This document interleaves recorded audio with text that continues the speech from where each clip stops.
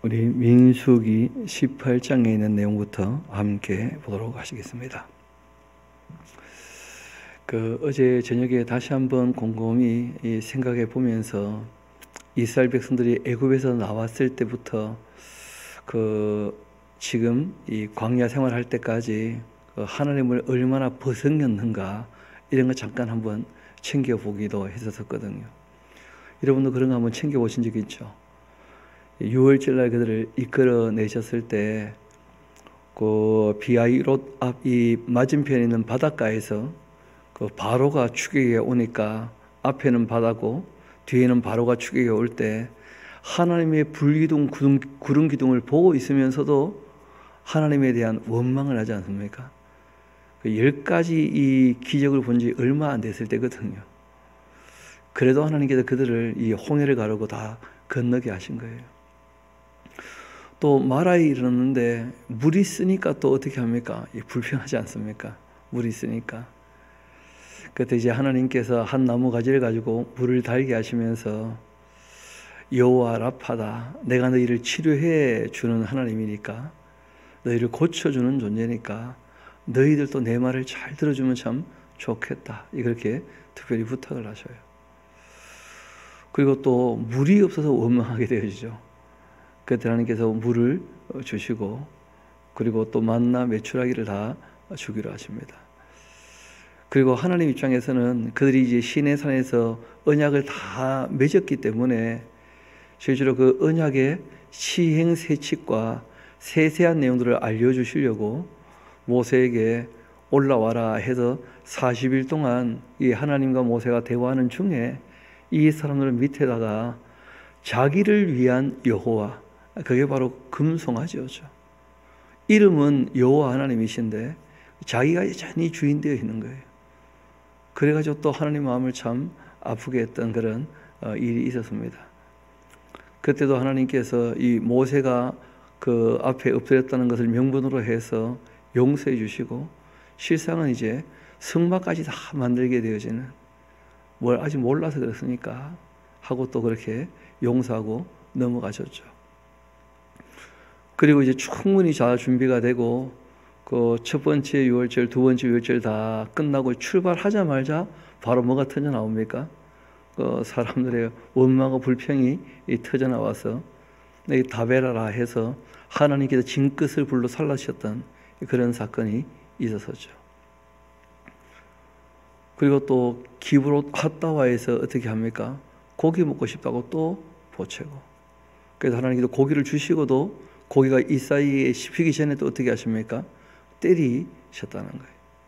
그러나 그건 전부 다 돌이키기 위한 징계였다는 거죠.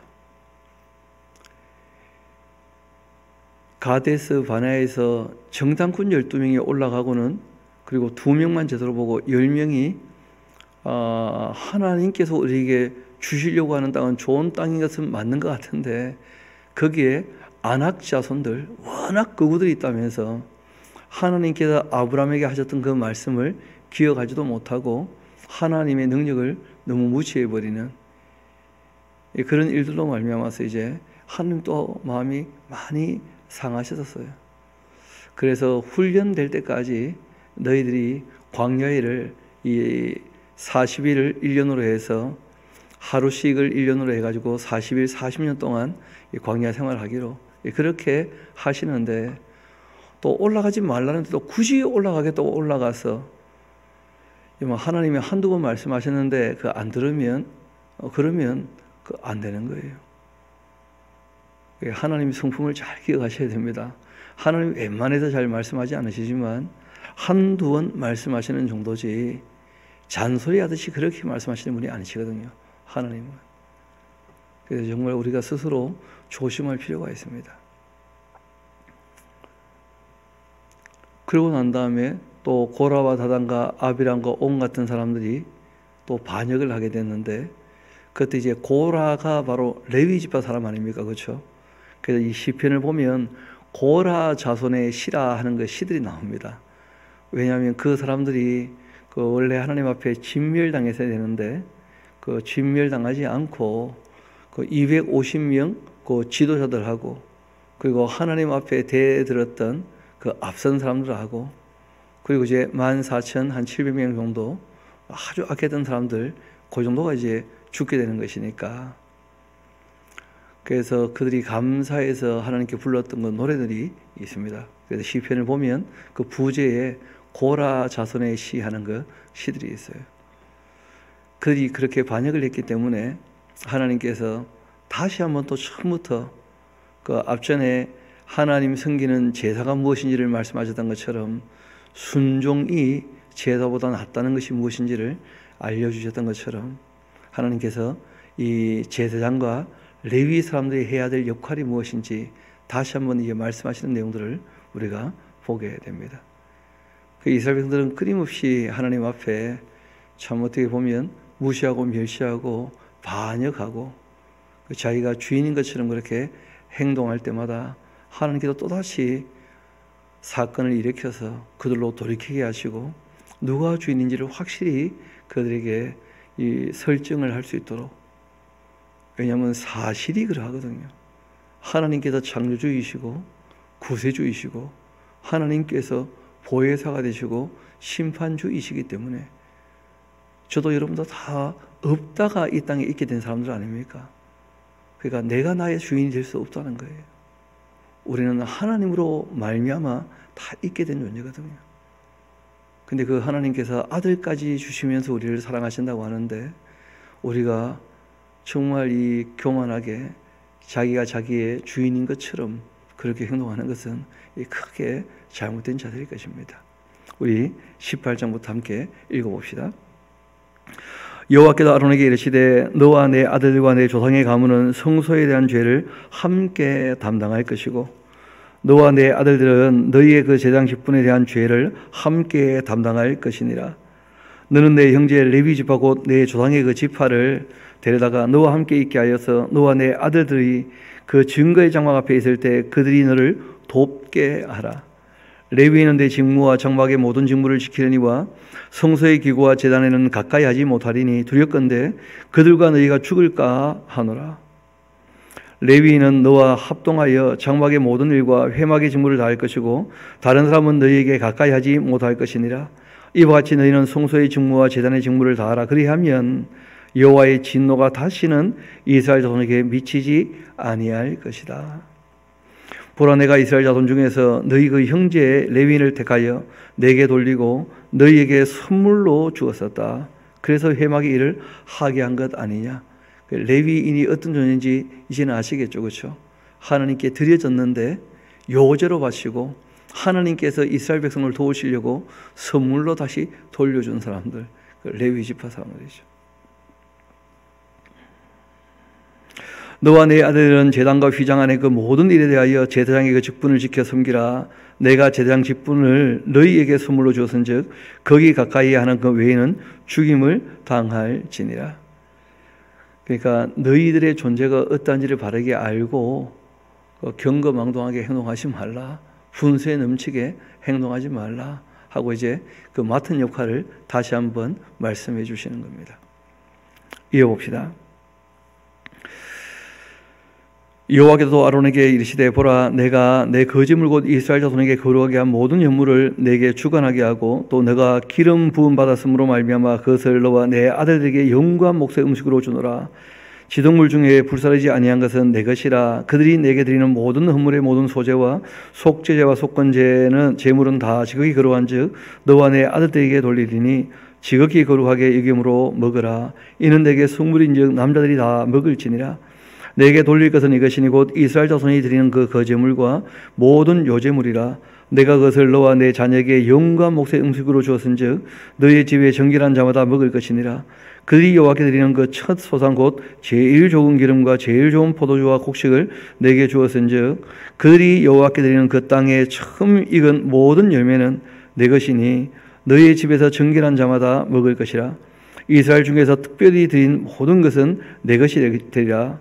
여호와께 드리는 모든 생물에 처음 나는 것은 사람이나 짐승이나 다 내 것이로되 처음 태어난 사람은 반드시 대속할 것이고 처음 태어난 부정한 짐승도 대속할 것이며 또 그 사람은 대속할 때에는 난 지 한 달 이후에 내가 정한 대로 성소의 세겔을 따라 은 5세겔로 대속하라. 한 세겔은 20게라이니라. 오직 처음 태어난 소나 처음 태어난 양이나 처음 태어난 염소는 대속하지 말지니 그것들은 거룩한즉 그 피는 제단에 뿌리고 그 기름은 불살라 여호와께 향기로운 화제로 드릴 것이며 그 고기는 내게 돌릴지니 흔든 가슴과 오른쪽 넓적다리 같이 내게 돌릴 것이니라. 이스라엘 자손이 여호와께 거제로 드리는 모든 성물은 내가 영광 목소의 그 음식으로 너와 내 자손에게 주노니 이는 여호와 앞에 너와 내 후손에게 영원한 소금 언약이다. 여호와께서 또 아론에게 이르시되 너는 이스라엘 자손에게 그 땅에 기업도 없겠고 그들 중에 아무 분깃도 없을 것이라. 내가 이스라엘 자손 중에 너의 분깃이고 너의 기업이니라.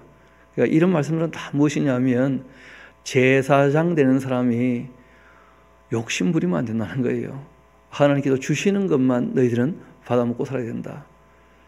그러니까 제사장 될 사람이 아닌 사람들은 그 자기 기업을 일구거나 땅을 개간하거나 재산을 불리거나 뭐 얼마든지 할 수 있겠지만, 그러나 제사장이나 레위 사람들은 11조를 먹고 살고, 그리고 내가 플러스 알파에서 거제물이나 이 요제로 드렸던 그 재물들은 너희들에게 다시 먹으라고 내가 고기로 돌려줄 테니까 너희들 욕심 부리지 말고 뭘 배우라는 겁니까?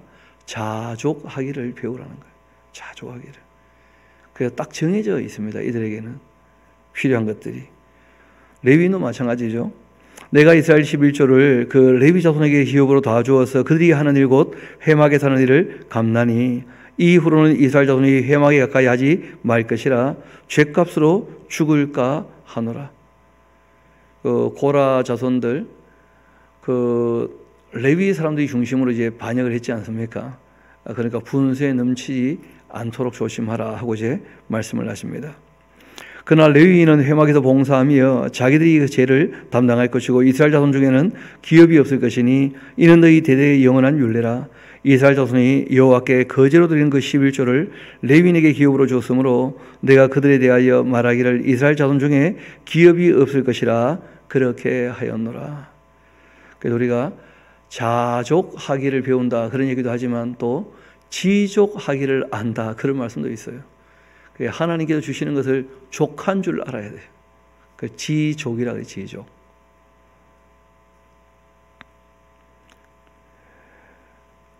그리고 스스로 정말 이 정도면 충분하다 하고 하나님께서 주신 것에 대해서 감사할 줄 아는 그 자족도 배워야 되거든요.